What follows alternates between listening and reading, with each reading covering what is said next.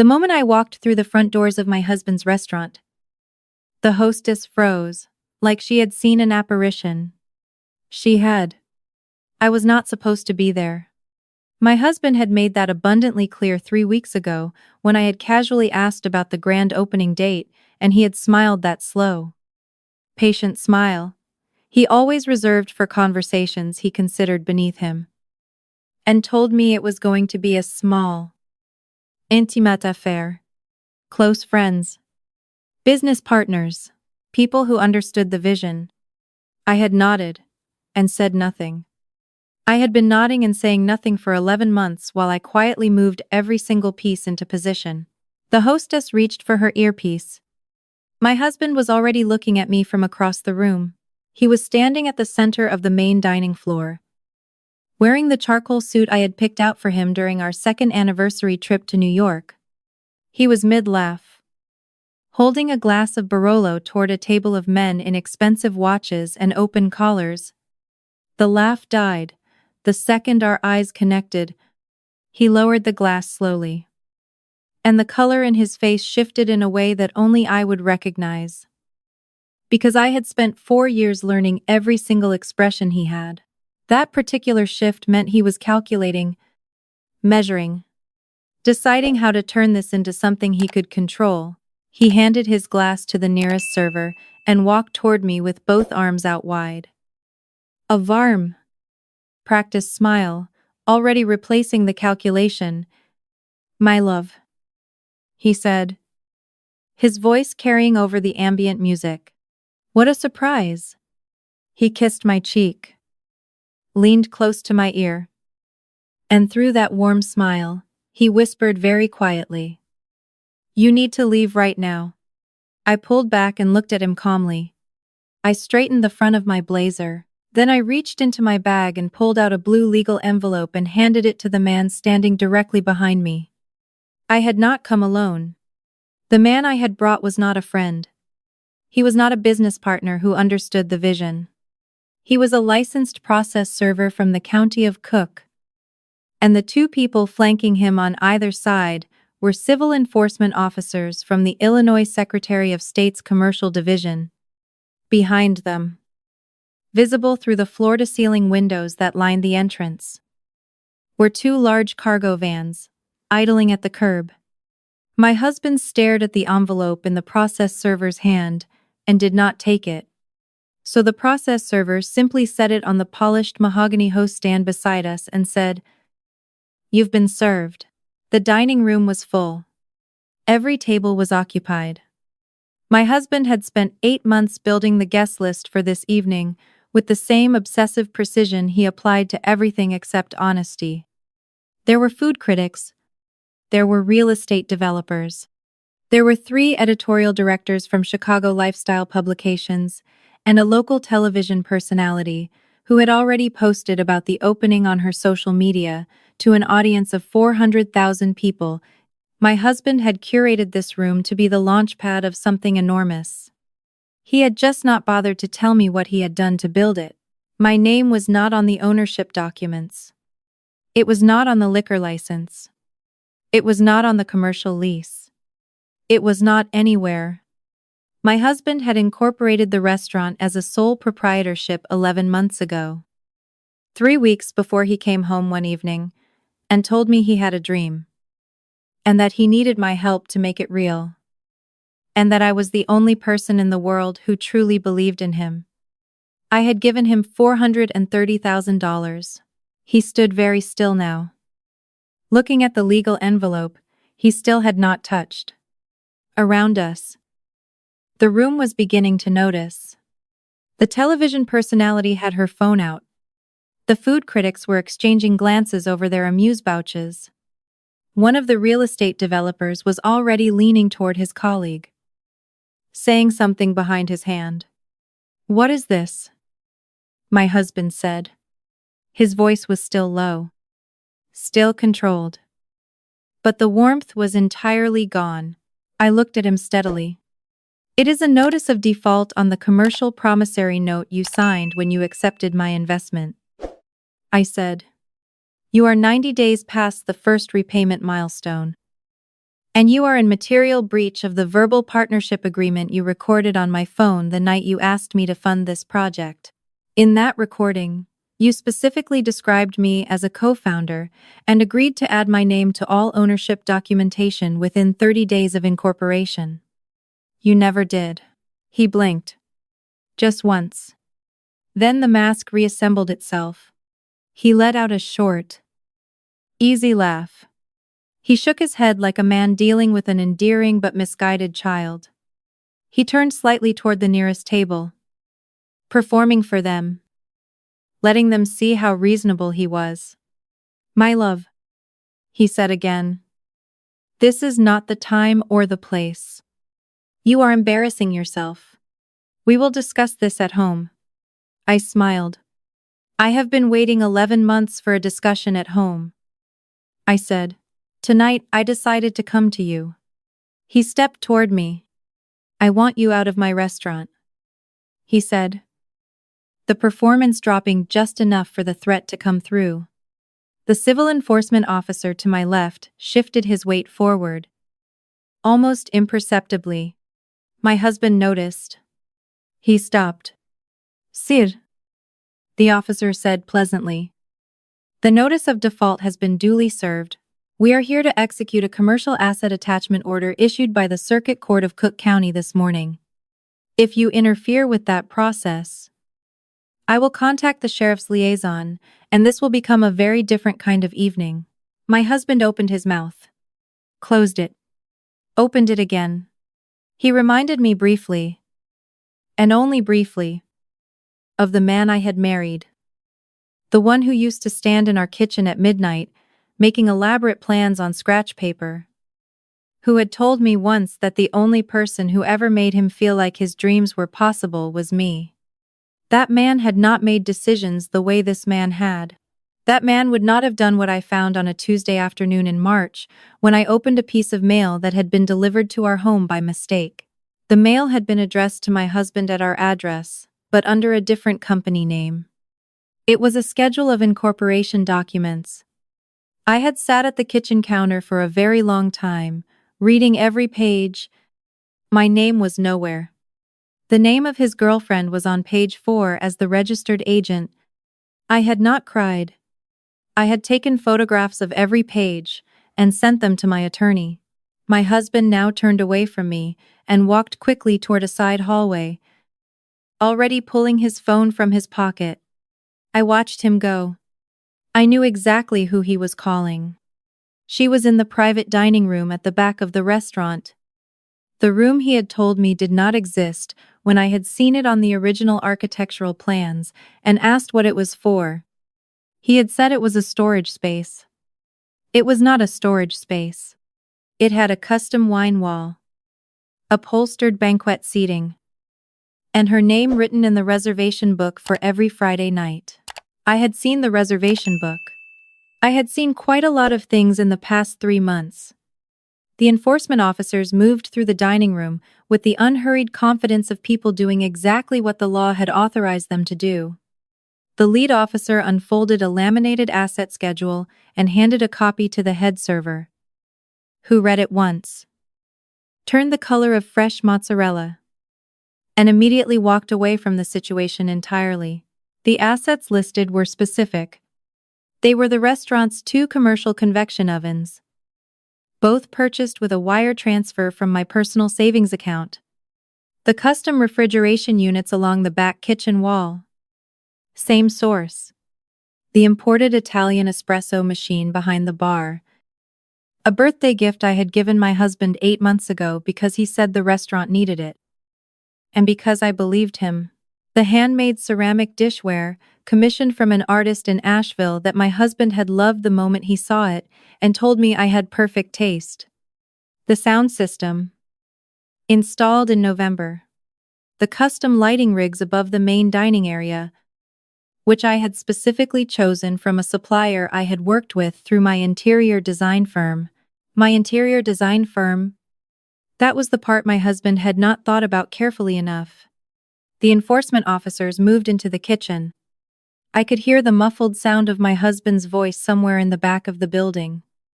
Elevated now. no longer controlled. There was a crash. Something metal hitting tile. Then his voice again. Louder.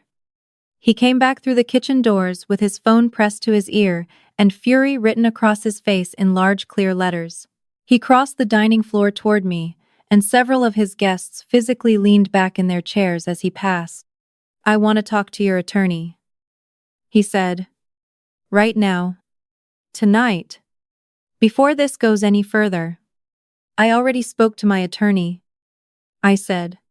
She drafted the default notice, the asset attachment order, and the breach of contract complaint that was filed this morning. Would you like her card? He grabbed my arm. I felt the grip, looked down at his hand, and looked back up at him without moving. The enforcement officer behind me cleared his throat quietly but meaningfully. My husband let go. You put $400,000 into my restaurant, he said, his voice dropping to something ragged and urgent. That is it. That is all this is. You are not a partner. There was never a formal partnership. You were supporting your husband's dream. That is what married people do. You are not entitled to ownership because you wrote a check. I reached into my bag a second time and removed a bound document that my attorney had prepared. I handed it to him. It is a transcript, I said, of the conversation we had on October 14th of last year. In our kitchen, at 11:47 in the evening. You will find the relevant section highlighted in yellow on page 3. He flipped to page 3. He read the highlighted section. His jaw tightened. In the recording, he had told me I would be listed as a co-founder. He had told me the restaurant would carry both our names. He had said he wanted to build something we could both be proud of for the rest of our lives. He had said it while I was sitting across from him at the kitchen island, writing a check for $150,000. The first of 4 transfers. He had not known I was recording. I had not planned to record it. I had simply forgotten to end the voice memo I had started earlier that day for a client meeting. Some things happen for a reason. He set the transcript down on the nearest table. A food critic, who had not moved from her seat through any of this, and looked at the document with the practiced neutral expression of someone professionally committed to witnessing things. Behind us, the cargo vans had backed up to the service entrance. I could hear the muffled sounds of equipment being moved. The kitchen staff had clustered near the expediting window, watching. One of the line cooks had his phone out. I did not ask him to stop. The television personality was absolutely recording. Her phone had not gone down in 7 minutes. The private dining room door at the back of the restaurant opened, and she walked out. My husband's girlfriend was 22 years old. She was wearing a dress that I recognized because he had asked my opinion on it 4 months ago, telling me it was a gift for a colleague's birthday. She had a glass of wine in her hand, and the particular expression of someone who had been listening at a door for longer than was comfortable. She stopped when she saw the enforcement officers. She looked at me. Then she looked at my husband. He did not look back at her. He was still staring at the transcript. What is happening? She said. Her voice was smaller than I had imagined. Gavin. What are they doing to the kitchen? His name was not Gavin. His name was Marcus. And Marcus did not answer her. She set her wine glass down on the nearest surface and walked toward him, touching his arm. He shook her off with the automatic, distracted gesture of a man whose brain was running calculations, too important to be interrupted. She stepped back. The expression on her face shifted from confusion to something more alert, and then to something colder. Is this your wife? She said. It was not really a question. I looked at her. Yes, I said simply. She turned back to him. You told me she signed over the investment as a gift, she said. You told me she agreed to be a silent backer because she felt guilty about your marriage falling apart. You told me the paperwork was finalized in January. My husband said nothing. He was reading the transcript again. Her voice went up a half step. Marcus. He closed his eyes briefly.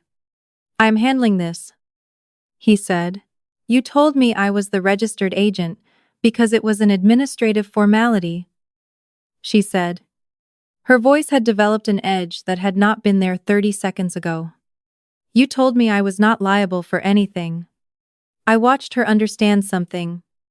I recognized the exact moment it happened because her expression changed the way mine had at the kitchen counter in March. The slow, structural collapse of a belief system. She picked up her wineglass and threw the remaining contents at him. The Barolo hit his charcoal jacket and spread in a spectacular dark stain across his chest and lapel. He stepped back.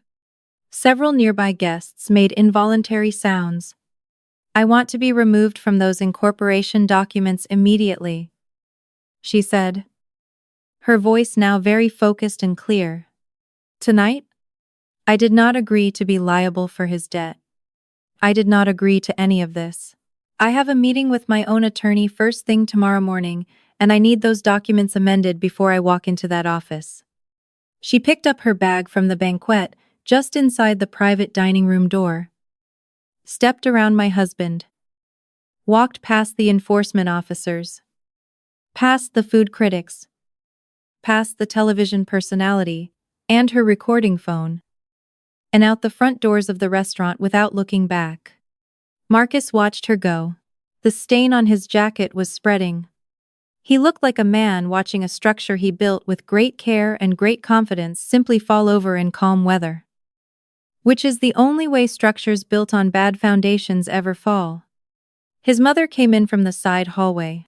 I had not expected her. She had driven 2 hours from Naperville to attend her son's grand opening, which she had been telling her friends about for months. She was wearing a silver dress and the expression of a woman who had arrived at a party to discover it was a funeral. She assessed the room in approximately 4 seconds, with the speed of someone who had spent 30 years managing social catastrophe through willful blindness. And then she looked at me with the particular intensity she reserved for conversations, where she wanted me to feel that my presence was the cause of every problem. She was not entirely wrong tonight, though not for the reasons she believed. She walked past the enforcement officers as though they were furniture and stopped directly in front of me. Her voice was low and deliberate. You could not let him have this, she said. One thing. He asked for one thing, and you are determined to burn it down because you want control over everything. I let her finish. Then I said, he asked me for $430,000. I gave it to him. He put someone else's name on the ownership documents. I am collecting what is owed. She shook her head. You are punishing him. I am enforcing a contract, I said. Those are different things. You are welcome to stay for the rest of the evening. But I would recommend keeping your distance from the kitchen. She looked at her son. He was still standing in the center of the room, not moving. The wine stain drying into the wool of his jacket. Something moved across her face. She had built her entire identity around his success, around the story of the son who had climbed and arrived at the exact altitude she had always predicted for him. Looking at him now was forcing her to read a different story, and she was not ready. She turned back to me. You have no idea what you are doing to this family, she said. I have a very precise idea, I said. In the kitchen, the first convection oven was being disconnected. The real estate developers at table 7 stood up and began putting on their coats. One of them caught my eye as he reached for his jacket and gave me a small, almost imperceptible nod. Not of sympathy, of professional recognition. I returned it. Marcus finally moved. He crossed to where I was standing and lowered his voice to something intended to sound like reason. You can have the money back, he said. Every dollar. I will liquidate whatever I need to liquidate. Just call this off. Do not do this in front of these people. I looked at him for a moment. I thought about October 14th. I thought about the voice memo I had almost deleted twice. This is not about the money, Marcus, I said quietly. The money is documented, and the lien is filed, and my attorney will recover it through the courts, regardless of what you liquidate. This is about the fact that you looked at me every single day for 11 months and let me believe I was building something with you. That is what I am here for. Not the money. The record. His face changed. For just a moment. Underneath the calculation and the performance and the defensive machinery, something genuinely human moved across his features. Whether it was grief or shame, or simply the terror of being accurately seen. I did not know, and I did not stay to study it. I had done what I came to do. I turned and walked through the dining room toward the entrance. Behind me, I could hear the enforcement officers continuing their work. The sounds of equipment being carefully, methodically removed. The television personality was narrating something into her phone in a low, rapid voice. The food critic at the nearest table had stopped pretending to study her menu. I pushed through the front doors and stepped out into the night air. The street outside was cool and quiet. One of the cargo vans was already pulling away from the service entrance. Loaded. The driver gave me a small wave as he passed. I stood on the sidewalk and allowed myself 30 seconds to breathe. Just breathe. Nothing else. Then I got into my car and drove home. 8 months later, the case was settled in the Circuit Court of Cook County on a Thursday morning. I had not expected it to take that long. But Marcus's attorney had been thorough and persistent, filing 3 continuances and 2 motions to dismiss, all of which were denied. The judge assigned to our case was a man with no visible patience for domestic financial disputes disguised as commercial litigation, and by the 3rd hearing, he had made his opinion clear with the particular judicial efficiency of someone who had been doing this for 22 years. The promissory note I held was unambiguous. The recorded conversation, once authenticated by a forensic audio analyst, was devastating. The breach of the partnership agreement was documented in text messages Marcus had sent me over 11 months, describing our shared vision. Using language that included words like we and ours, and together more times than his attorney could explain away, the judgment was for the full $430,000, plus interest at the statutory rate, plus my legal fees. Marcus was ordered to pay 80% of the judgment within 6 months. The restaurant had already closed by then. The commercial lease terminated by the building owner after the asset attachment left the kitchen non-operational. The remaining 20% was structured as a payment plan drawn from future income. His attorney, to his credit, had argued strenuously that his client was unable to pay. The judge had looked at my attorney and said, "Counselor, what is the defendant's current employment status?" My attorney had said, "He currently holds a salaried position at a hotel group in the western suburbs. The court has documentation of his compensation package." The judge had looked at Marcus. "Then he is able to pay?" The judge said simply, "We are adjourned." Marcus did not look at me when he left the courtroom. His mother, who had attended every hearing in the same silver dress, as if she were making a point. I looked at me once from across the marble hallway, with an expression I could not fully read. Not hatred anymore. Something more depleted than that. I nodded at her once and walked toward the elevator. I did not feel the way I had expected to feel. I had imagined this moment many times over the previous 8 months. And in most of those imagined versions, I had felt something large and cathartic. A release. A flood of something righteous and earned. What I actually felt was much quieter. I felt finished. The way you feel when you have been carrying something heavy for a very long time, and you set it down and you notice, only after it is gone, how much of your energy it had been consuming. I got into the elevator and pressed the lobby button. 1 year after that Thursday morning, I stood in the converted loft space in the West Loop that I had leased 6 months after the court judgment. While the check was still clearing, I had been designing spaces for other people's businesses for 9 years. I had funded my husband's restaurant because he asked me to, and because I loved him, and because I had been operating under the assumption that love and legal protection were the same thing. They are not the same thing. They have never been the same thing. The most important lesson of my life had cost me $430,000 and 2 years. And I had learned it so thoroughly that I intended never to forget a syllable of it. The loft was now my own studio. The first space I had ever designed entirely for myself. Without a client brief. Without a budget driven by someone else's preferences. Without the low-grade anxiety of trying to make another person's vision legible in physical form. The walls were raw brick and white plaster. The light came in from restored industrial windows that ran the full length of the north face. I had sourced the furniture over 8 months. Slowly. Enjoying the process the way I had not allowed myself to enjoy anything in a very long time. On the first morning, I had unlocked the studio door alone and walked across the concrete floor to the desk by the windows. I had stood there for a few minutes without doing anything. Just looking at the street below. At the ordinary Thursday morning movement of the neighborhood.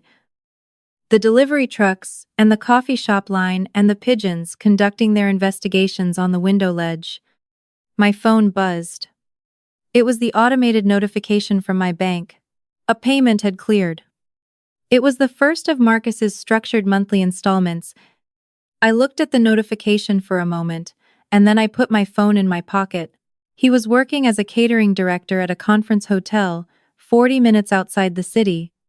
He managed event menus and vendor relationships and the ambitions of other people's culinary visions, which was something I suspected he found deeply uncomfortable. Though I had no direct knowledge of his interior life anymore, and had not sought any. His mother had moved from Naperville to a smaller house in Indiana to be closer to her sister after the social fallout of the trial, which had received a brief but pointed write-up in one of the lifestyle publications, whose editorial director had been seated at table 3 on the night of the opening. His girlfriend had retained her own attorney, successfully removed herself from the incorporation documents before the business formally closed, and had, by all accounts, and moved to another city. None of this information had brought me pleasure. That surprised me a little. The first few times I thought about it, but the goal had never been their suffering. The goal had been mine. My name. My $430,000. My record. The documentation. Official and permanent. That what happened had in fact happened. That I was not the woman who had simply been too trusting and too foolish and too in love to protect herself, but the woman who had documented everything, filed everything, and stood in a room full of witnesses on a Thursday night in October and made the truth impossible to ignore. My name was on the studio door. It was on the business license framed above my desk. It was on the commercial lease, the insurance policy, the tax registration, every document that mattered, in every place it was supposed to be. I opened my laptop and pulled up the design file for a new client project. A restaurant in Wicker Park. A young couple who wanted to open something warm and honest, and built to last. They had come to me through a referral. They had a real partnership agreement. Written by a real attorney. Signed by both of them. I had asked to see it at our first meeting. They had handed it over without blinking. I had told them, that is the first thing any good designer needs to know about her clients. They had laughed. thinking it was a joke. I had smiled and said nothing, and opened my notebook, and begun. What I know now that I did not know 4 years ago is this: love is real. It is also not a legal document. The people who deserve your trust will understand when you ask them to put things in writing. The people who bristle at that question, who call it unromantic or controlling or a sign that you do not really believe in them, are telling you something important. Believe them immediately. Protect your peace. Protect your investment. And always read everything before you sign. If this story reached you at the right moment, please share it with someone who needs to hear it today. And subscribe to Restoration Stories for more. We are not here to perform suffering. We are here to document survival.